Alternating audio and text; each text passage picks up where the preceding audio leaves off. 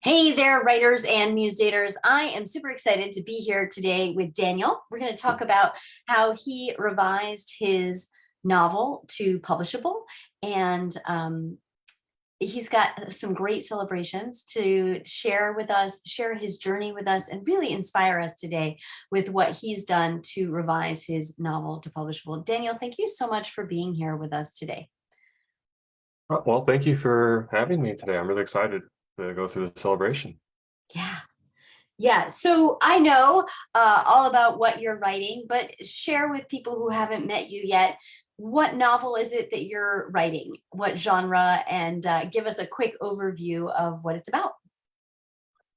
Well, the novel is called Shadowclad. It's an adult fantasy and about someone who's kind of lost his memories and his powers take away his memories. He's trying to find his family while trying to stop a threat that might end all reality.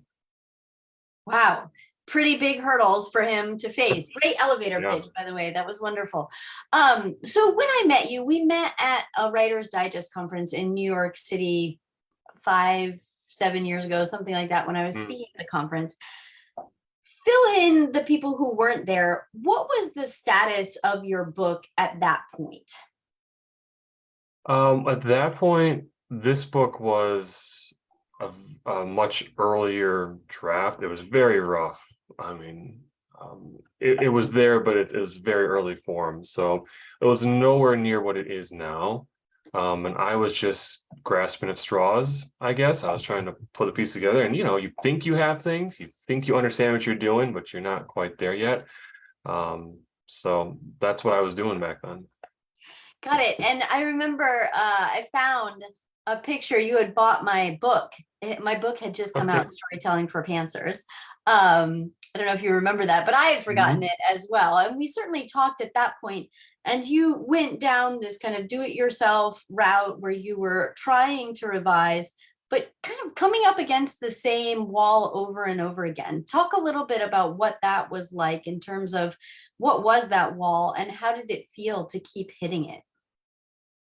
Yeah, well, I mean, I can write drafts. That's not an issue. I can finish writing drafts. I'm not the kind of person that'll stop halfway.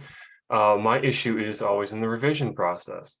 I get to a point in revision, I can revise to the sentence level, but when I try and revise for character, for content, for tension, for the plot lines, mostly I've kind of always fallen back on the tendency to, oh, it's all just bad. I'm just going to rewrite the book. I'm just going to rewrite it because I'm generally good at finishing drafts. So I figure, well, that's a valid revision strategy, and maybe sometimes it is, but that's been my issue. Is I kept going, well, I did something wrong, so let me just throw the baby with the bathwater and start all over again. and Mm. and obviously that makes it a long cycle. Oh, So, sorry, I interrupted you. oh no, go ahead. How did it feel when you were like throwing that baby out with the bathwater, like again and again and again? What was coming up for you? Well, at first it's like, oh, I have a new idea, so I'm excited. And so you get through the first chapter or two and you're like, okay. And after that, you're like, oh, there's something isn't right. And you're going, oh, well, it's just the muddle in the middle, right? You just have to get through it. But really, there's still something wrong with it. There's something at the core that's wrong with it that I haven't addressed yet. Right. So there's like some uncertainty there. Is that fair? Yeah, definitely. Yeah. And tell me if you're like me, Daniel, but when I'm uncertain and I don't know how to get the answer, what my resources are, I start to feel frustrated and maybe even a little bit hopeless. What kinds of feelings come up for you when you're in a situation like that?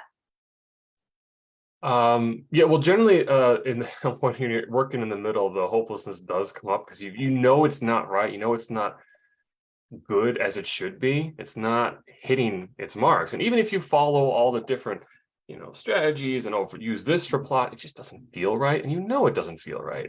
And so you're feeling like, I've done this a million times. Why isn't it hitting right? Why isn't it working? And that especially comes if after you finish it and then you try and submit it, God forbid, you think like, oh, for the first time you submit, like, oh, okay, I got it this time. This time it's going to work. But after that, you start to get the rejections that come in. You go, oh, it's the same as what it used to be. And that's for me is when the hopelessness really hit. You're like, well, I tried a different thing. I tried, a new technique. I read a different book this time on the craft of writing. Why isn't it working? Mm. Yeah. And so you got on a call with me and we talked about where you were, which is what you just told us. Um, and I invited you through that conversation to join the writing gym. What was different about the writing gym? You mentioned some books. I know that you went to at least one conference. What was different about the writing gym that allowed you to get to that next level and fairly quickly? Well, really different was the personalized support.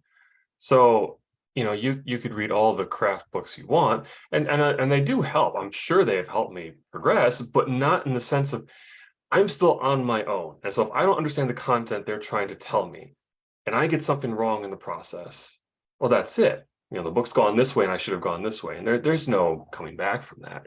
Whereas with the writing gym, it was much more personalized. Me and Brendan every week, twice a week, we're meeting, we're going over it. This is what's wrong. This is what's not working. We have a dialogue. Oh, I get it now, and I can ask a question. And it's much more, it's more like a class, not even a class. I'd even say it's almost better than a class because this is the ideal of what a classroom should be. Right? I read a lot of education papers. You want smaller classrooms because it's more personalized learning. Big classrooms you can't do anything with. But this is personalized. It's one-on-one. It's what kind of the ideal mentor-mentee kind of teaching style should be, where you can learn a lot and grow so fast because of that. Well, that's wonderful. Thank you for sharing that. And let's celebrate you and your progress. So we talked about where you were when you very first started, and then what happened after you tried to do the revision on your own. What does the manuscript look like today, and where are you? Manuscript, I feel, is looking pretty good. So when we started off with it, we were saying the first 20, 30 pages were really good, and that was the standard. And we have risen the rest of the manuscript up to that standard. And I can feel it too. So there's the difference between I look at my old drafts of it and this draft, and I can look at it throughout, and I don't have a part of it where I go, like sometimes you read it, you hit a part, you go, I don't have that anymore. For once, I really don't have that, and I really feel happy. Of all the parts, I go, like, oh, this really works. This really works. So we were constantly helping to elevate the tension and plot lines and keep going forward. So it moves along, and it does so very nicely. So it's been Hmm. nice. So you mentioned feeling happy with the manuscript. How do you feel about yourself? That's a little different from where you were, 6 months ago when you started this process with us. Well, I mean, I also feel better about myself. I feel I've grown a lot and learned a lot in terms of the revision process, which is weird coming from someone, I'm an editor, I edit things, but I learned a lot about this revision process that really even a developmental editor wouldn't really do. They would just write comments on the page and that's it. And you can maybe learn from that, but again, it's if you take their advice in the wrong way, that's it. Whereas here we went through multiple stages of revision, which was extremely helpful. And so through doing that, I feel I've grown a lot in my ability to look and revise, and my ability to write. Even when I started to just write things from scratch, it's been better quality because in the back of my mind, somewhere I know, oh, okay, no, we can't do that. We can't have this. Keep the tension going. I have this all in the back of my head.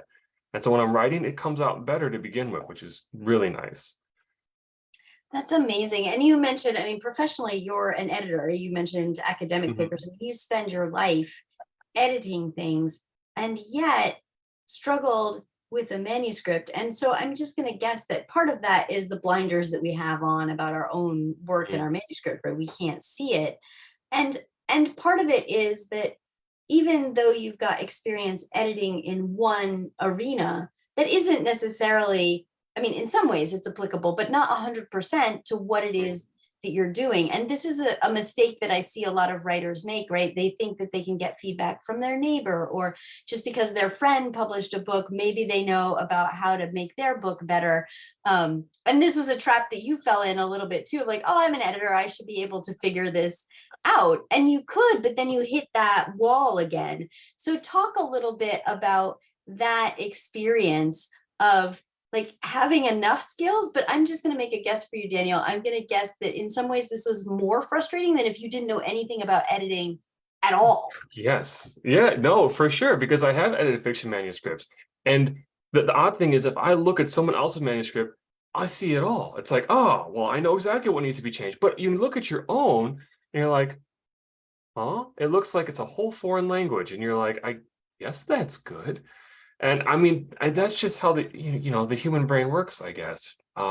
If that wasn't the case, people like me would be out of jobs, right? Because everyone would see their work perfectly, and they wouldn't have to. They see all the mistakes; it'd be no problem fixing it, right? But it was frustrating because you feel like I'm trained to do this, right? I have a master's degree. I took these courses. I know how to diagram sentences and everything, and I took courses on writing and all this stuff. And you feel like I should be able to do it. Why can't I? And yeah, so yeah, very frustrating. Yeah, I hear that. And, in terms of celebrations, one of the things that I heard you say was that when you start your new writing, you've got this new awareness having gone through this process. And one of the philosophies of the writing gym is to give you that independence. Whereas with a developmental editor, as you mentioned, you send in a manuscript, they write some comments and they send it back. Then you do it for manuscript 2 and manuscript 5 and manuscript 17. Like you just keep sending things to these editors to get those eyes. Whereas what we taught you through going through one manuscript together is these lifelong skills, an investment in you and your author future. Going through this process, how is that a different experience than the send in the pages, get the feedback kind of method? Oh, it's completely different. So, when you send in, and I have sent in developmental editors before, and they were good. There's nothing wrong with them. They did a good job. They left feedback. But again, with the feedback, you're still on your own. And you could learn from the feedback, but it's not so much teaching. It's like, well, this is what's wrong, fix it. And if you don't have the tools to fix it, if I tell you, hey, go out and fix your car, but I don't give you any tools, what are you going to do? You're going to stand there and look at your car and go, I'll kick the tire and maybe that'll do something, right? And that's almost what I've been doing. So when you work more in this one-on-one and you go over like, this is what we need to do, and there's a conversation, and even you go over the same chapter maybe a couple times, so you do it and you do it again, so you learn from your mistakes, you're given the tools then to kind of understand, oh, that's what I need to do. I get it now, what I have to do. Whereas, developmental edit, yes, it'll show you the mistakes then that could be in your manuscript. But again, you're kind of left all on your own. And unless you have the tool set to get into that and fix what they've pointed out, you're going to be left struggling. I love that analogy. That's amazing. And, I'm just like, I'm continuing the analogy and seeing you with your toolbox for life. Like, how does it feel to have this toolbox that you get to keep forever? Oh, it's nice. It's great. I mean, I'm always the person that has loved, picking up books on the craft and reading about the craft of writing. So learning about it is great. And I feel this has been just leaps ahead. If I, were to read 20 books, wouldn't have been the same as doing this. Yeah. Yeah, well, let's dig into that a little bit because, you and I had some conversations at the beginning, right? It's an investment for you. You've got a family. Going back to that person that you were 3 months ago when I invited you in to join the program, if you could whisper in past Daniel's ear and say, yes, Daniel, this is an investment, but oh my gosh, what would you say to past Daniel? Well, I tell them, you've tried a lot of stuff before. I mean, a lot of conferences. You've tried different editors, different methods, all the methods out there that, you can, you tried it all. This one's actually going to be different, because there's always the doubt that says, is this one really going to be different? Is this really are you really going to learn anything from this in the end? Is anything going to change? And I'd say that, yeah, this one's going to change. It's much closer to being, like a university level course where you're there and you're learning. And it's not going to be like the other things where you're just kind of, like a program you sign up for and, oh, read this and have fun. And that's it. It's much more tailored and personalized, and you're going to learn a lot from it. I love that. I love that. And, we're just celebrating you. I know that you're moving into our publishing boot camp next week. We've got at least one literary agent and publisher who have already expressed interest in seeing your manuscript and your sequels that you will write. And so this is just an exciting launchpad moment for you. Pretty soon, I can't wait till we're having a Facebook Live talking about your book coming out, your book launch, your book signings, all of that. You're headed into great things and you're doing great work. And Daniel, I just celebrate you. We are so proud of the work that you are doing. Well done, Daniel. Thank you. Thank you. And thank you for sharing this today with the writers who are listening and watching. I'm sure that you've been an absolute inspiration to them. If there's anybody out there who is like, well, I've been thinking about a call, or like somebody that I talked to yesterday was like, well, I followed you for years, but then I never really thought I could talk to you. Like, what would you say to that person? Oh, I would say to give you a call. I mean, there's a big gap between when we first met and when we did this, right? Where it was, you helped me a lot in the conference. And then, I had your book, and being me, the editor person, I got this, I can do it. That's kind of the me kind of attitude, but I wish I would have done it sooner, And so, if they're thinking about it, I would say just give it a shot and go for it. I love that, Daniel. Thank you so much for sharing your time, for sharing your story, for inspiring all the writers who are watching and listening. We appreciate you, and we can't wait to see what's next for you. Thank you. Until next time, happy writing.